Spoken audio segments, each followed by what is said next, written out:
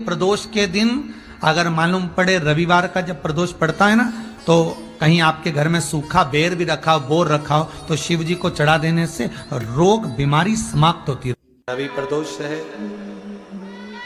कहते हैं रविवार का यदि प्रदोष पर्व पड़े ना, और शिव जी को 3 चीजें रवि प्रदोष के दिन दी जाती हैं।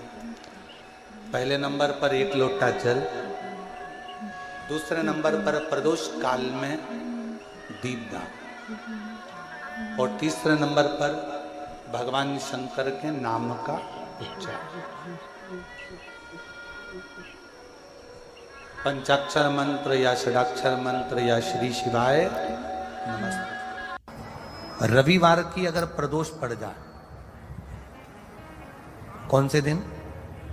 रविवार की प्रदोष के दिन ये प्रयोग अवश्य कर देखिएगा। ज्यादा बार नहीं करना है, केवल एक ही बार करना, बाबा स्वयं कृपा करेगा। अपने मंदिर में, अर्थात अपने घर के पास कोई मंदिर हो, शिवालय हो, देवालय हो, जहां शंकर भगवान विराजमान हो, शिवलिंग हो, ऐसी जगह पर अवश्य करें। हमें कहीं दूर जाकर ये प्रयोग नहीं करना है। अपने शिवालय, अपने जो घर के आसपास में शिवालय हो वह। एक बेलपत्र अशोक सुंदरी वाली जगह, अब उसको अशोक सुंदरी की जगह पर भी चढ़ाने का तरीका क्या है? ये शिवलिंग है, ये जलाधारी है, ये जल बहता है, बीच में जो मोटी सी लाइन है वो अशोक सुंदरी का स्थान, ये जो भाग है षडानंद कार्तिकेय गणेश जी और कार्तिकेय जी का। जलाधारी मतलब माता पार्वती जी का हस्त कमल, शिवलिंग मतलब भगवान शंकर का स्वरूप। ऊपर से जो बूंद बूंद पानी इस पर गिरता है वो शंकर भगवान की 5 लड़कियां, जया, विषहरा, शामलीबारी, दौतली और देव। शिव जी की 5 लड़कियां ऊपर, एक लड़की शंकर भगवान की 6 नंबर की अशोक सुंदरी उनके चरणारविंद के पास, उनके गणेश, षडानंद, कार्तिकेय के मध्य में। जब हम बेलपत्र चढ़ाएंगे तो उस बेलपत्र को चढ़ाते समय आपकी जो बेलपत्र की डंडी है वो बेलपत्र, रविवार प्रदोष के दिन का ये उपाय है महाराज। ये बेलपत्र की जो डंडी है, इस डंडी का भाग शिवलिंग की ओर होना चाहिए। ये जो डंडी है इसका भाग अशोक सुंदरी पर जब चढ़ाएंगे तो शिवलिंग की ओर इसका भाग होगा महाराज। दूसरी, बेलपत्र को जब हम समर्पित करेंगे तो जलाधारी का जया, विषहरा, शामरीबारी, दौतली, देव, मान लो जलाधारी ऊपर नहीं है शंकर जी के, तो उसका स्मरण कर 5 कन्याओं का नाम लेकर जया, विषहरा, शामलीबारी, दौतली, देव, इनका स्मरण कर शंकर भगवान के शिवलिंग पर बेलपत्र रखेंगे। बेलपत्र कहां रखना है? आप अगर यहां बैठे हो तो आपके विपरीत में डंडी का मुख होना चाहिए। ये बेलपत्र की जो डंडी है इसका मुख आपके विपरीत में हो। आप यहां बैठे हो तो डंडी उधर होगी, आप इधर बैठे हो तो डंडी का मुख इधर होगा, आप उधर बैठे हो तो डंडी का मुख इधर होगा। आपके ठीक विपरीत की ओर डंडी का मुख हो।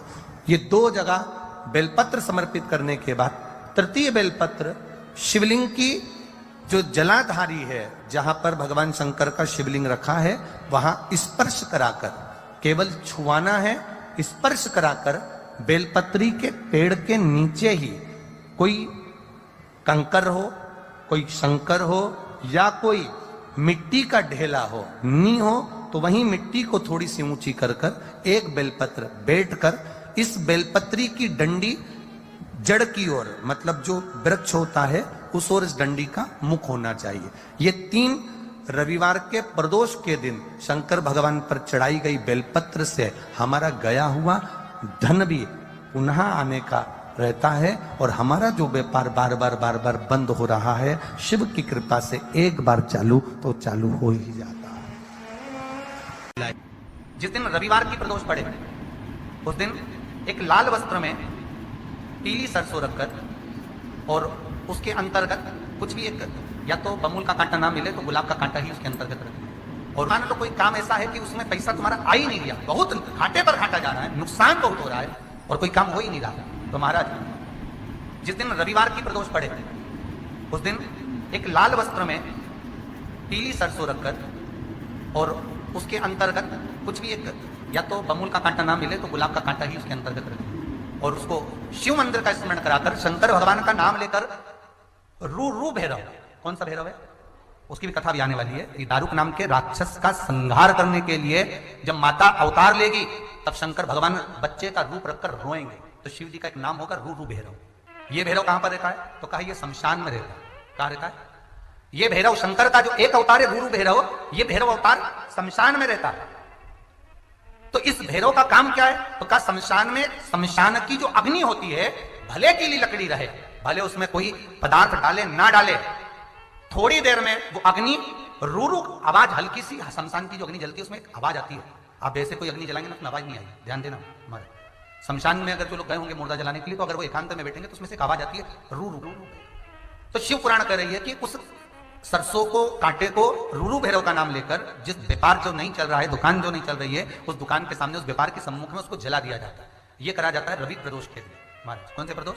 रवि प्रदोष के, जो सुख का भान कराती है, व्यापार की उन्नति के लिए, समृद्धि के लिए, लक्ष्मी के लिए इसका प्रयोग किया जाता है। कथा में 2 दीप का वर्णन किया, आज फिर कथा में 2 दीप का वर्णन कर। कितना भी दुख है, संपदा नहीं है, बहुत कष्ट का जीवन चल रहा है, बहुत तकलीफ का जीवन चल रहा है, 2 जगह पर दीप लगाना चालू कर दो। प्रदोष काल में मतलब शाम का समय, सूरज ढलने का जब समय हो उस समय एक दीप बेलपत्र के वृक्ष के नीचे, दूसरा दीप भगवान शंकर के मंदिर पर। प्रदोष काल में जब ये 2 दीप लगना प्रारंभ हो जाते हैं तो भगवान अपने चारों हाथों से आपको संपदा देना प्रारंभ कर देते हैं। वो कुबरेश्वर महादेव बनकर धन वैभव देना प्रारंभ।